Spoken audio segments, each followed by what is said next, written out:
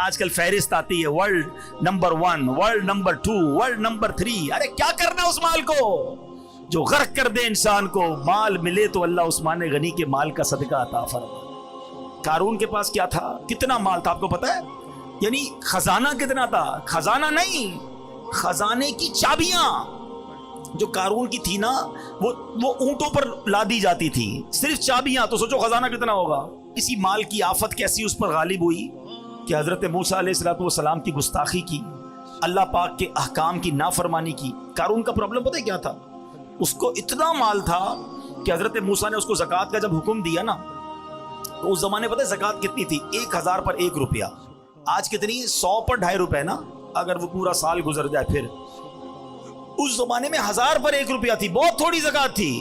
مگر اس کی وہ 1000 پر 1 روپیہ کو جب اس نے کیلکولیٹ کیا نا تو وہ اس زمانے کے اربوں روپے بن گئے. وہ کہتا ہے اتنے سارے زکوٰۃ میں کیسے دے دوں، میرا مال کم ہو جائے گا.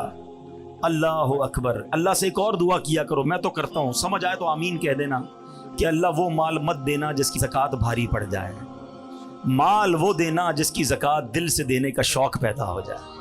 کیا کرنا ایسے مال کو کہ مال اتنا ہو گیا اوئے ہوئے ہوئے اب کروڑوں روپے زکوٰۃ دینی پڑے گی. ارے تجھے اللہ نے اربوں دیے ہیں تب کروڑوں بن رہے نا. اللہ مال دے تو خرچ کرنے کا لطف بھی عطا فرمائے. خوش نصیب پتہ ہے کون ہے؟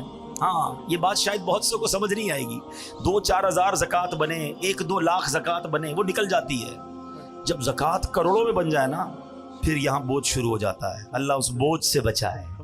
مزہ خوش نصیب پتہ ہے کون ہے؟ کہ جب بھی وہ اللہ کی راہ میں خرچ کرے نا اس کے دل میں خوشی داخل ہو، وہ مزہ کرے، انجوائے کرے. وہ سمجھ لے اچھا آدمی ہے، مزہ آ رہا ہے نا. تمہیں اللہ کی راہ میں خرچ کر کے فکر نہیں ہو رہی، ٹینشن نہیں ہو رہی، بوجھ فیل نہیں ہو رہا، سمجھ لو دل میں معاملہ ٹھیک ہے.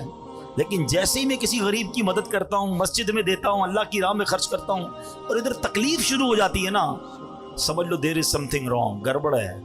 اللہ کا مال اللہ کی راہ میں دے رہا ہوں، تکلیف کیوں ہو رہی ہے؟ مجھے ایک بات بتاؤ، آپ کے پاس کوئی بندہ کہے یار یہ میرے 1 لاکھ روپے رکھنا میں بعد میں لے لوں گا، اور تھوڑے دنوں بعد آپ کو فون کرے میں بندہ بھیج رہا ہوں اس کو 5000 دے دینا، تکلیف ہوگی آپ؟ کیوں نہیں ہوگی؟ بھائی اسی کے ہیں، لاکھ روپے رکھوائے ہوئے ہیں، 5000 مانگ رہا ہے تو تکلیف کس بات کی ہے؟ ہمارے پاس اللہ نے مثال دے رہا ہوں، مثال کے طور پر لاکھ روپے رکھوائے اور 1 سال بعد 2500 روپے کا حکم آتا ہے کہ 2.5% زکوٰۃ دے دو. تکلیف کس بات کی ہے؟ تکلیف پتہ کس بات کی؟ یہ میرے ہیں. اگر جس دن تم نے مان لیا نا اللہ کے ہیں تو کوئی تکلیف نہیں ہوگی. اللہ تیری راہ میں دے رہا ہوں. اچھا مزے کی بات کیا ہے؟ اللہ کی راہ میں دیتے ہو اللہ اور بڑھا دیتا ہے. اللہ نے وعدہ فرمایا اور بڑھا دوں گا.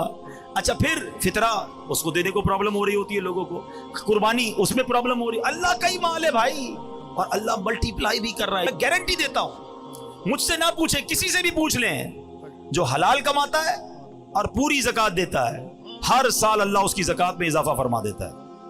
زکوٰۃ میں اضافے کا مطلب کیا ہوا؟ مال بھی بڑھ گیا نا، مال بڑا تو زکوٰۃ بڑھی نا.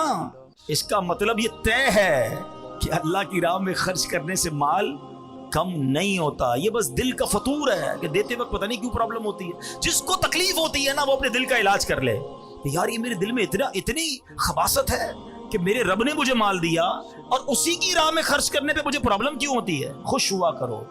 سچی بات یہ ہے، میں نے کئی سال پہلے ایک جملہ کہا تھا، دوبارہ کہہ دیتا ہوں، اللہ کرے میرے بھی دل میں بیٹھ جائے، آپ کے بھی دل میں بیٹھ جائے، کہ جب بھی اللہ کی راہ میں خرچ کیا کرو نا، سجدہ کیا کرو، شکر ادا کیا کرو، یا اللہ تیری مہربانی، تو نے دینے والا بنایا، مانگنے والا نہیں بنایا. ہاں یہ رب کی مہربانی.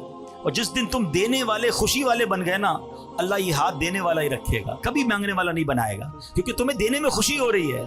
پرابلم جن کو ہوتی ہے نا، جن کو زکوٰۃ بوجھ فیل ہوتی ہے، وہ اپنا علاج کرے. تو قارون کا یہی پرابلم تھا. اس کا نتیجہ کیا نکلا؟ قرآن کہتا ہے فَخَسَفْنَا بِهِ وَبِدَارِهِ الْأَرْضِ فَمَا كَانَ لَهُ مِنْ فِئَةٍ يَنْصُرُونَهُ مِنْ دُونِ اللَّهِ وَمَا كَانَ مِنَ الْمُنْتَصِرِينَ.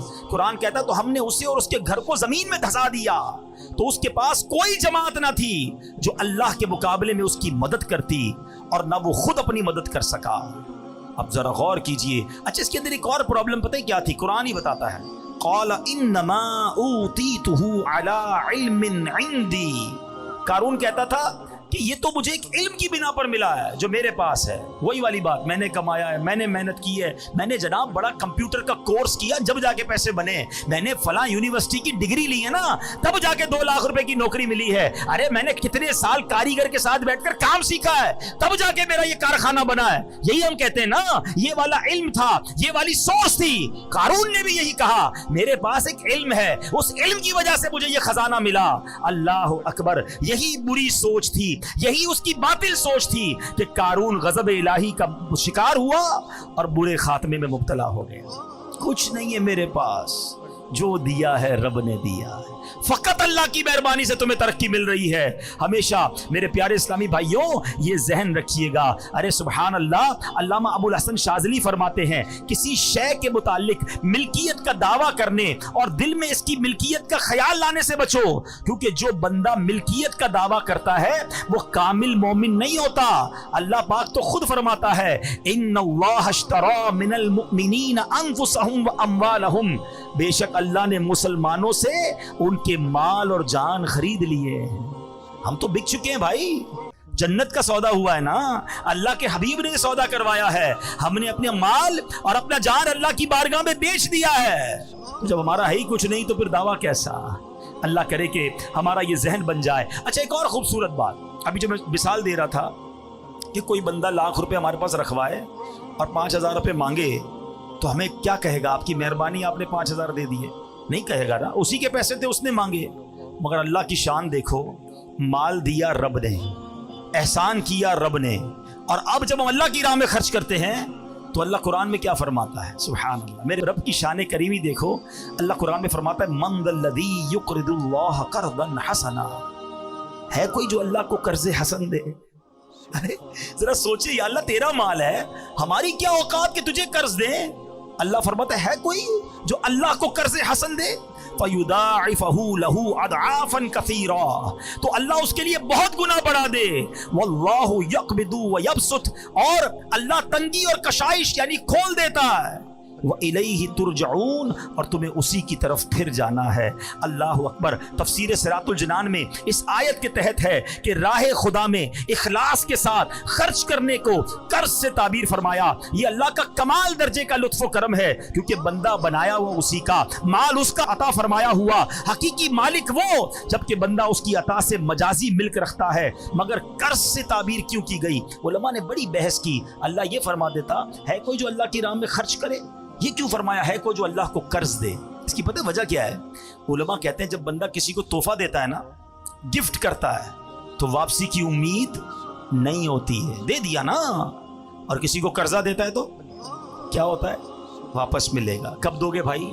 مہینے کے کتنے دو گے؟ گارنٹی کیا ہے؟ قرضہ الگ ہے, تحفہ الگ ہے. رب نے یہ نہیں فرمایا ہے کوئی جو اللہ کی راہ میں دے دے, فرمایا ہے کوئی جو اللہ کو قرض دے. سمجھ رہے ہو بات کو؟